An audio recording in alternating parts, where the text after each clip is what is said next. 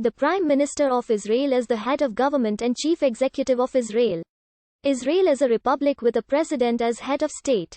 However, the president's powers are largely ceremonial. The Prime Minister holds the executive power. The official residence of the Prime Minister, Beit Aghion, is in Jerusalem. The current Prime Minister is Benjamin Netanyahu of Likud, the ninth person to hold the position.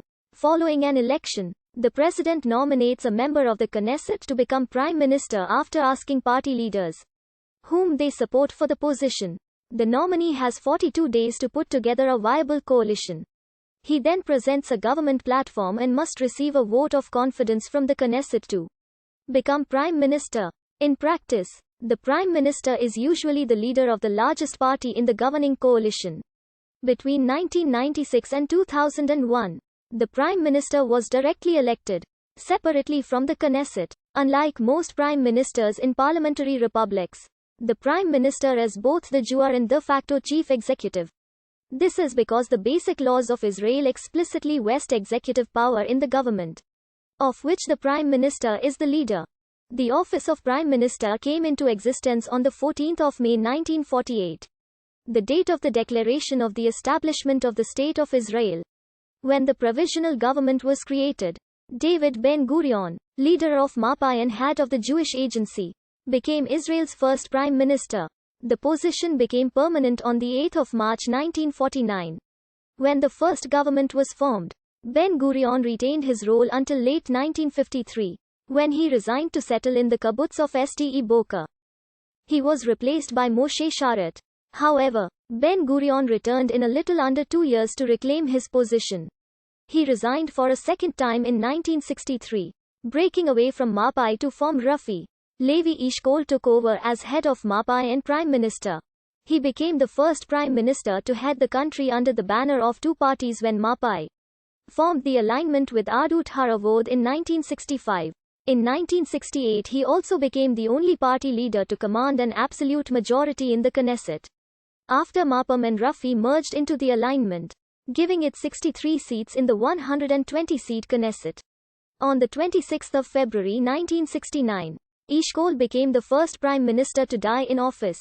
He was temporarily replaced by Yigal Allon, whose stint lasted less than a month, as the party persuaded Golda Meir to return to political life and become Prime Minister in March 1969. Meir was Israel's first woman Prime Minister, and the third in the world.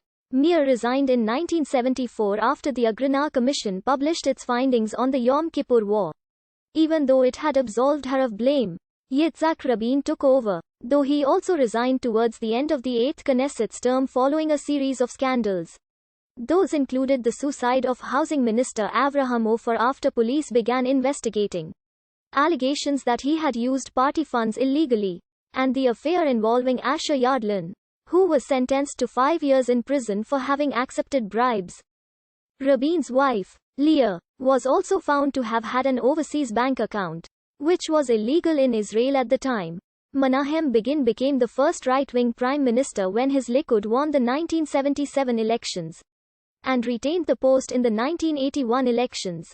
He resigned in 1983 for health reasons, passing the reins of power to Yitzhak Shamir.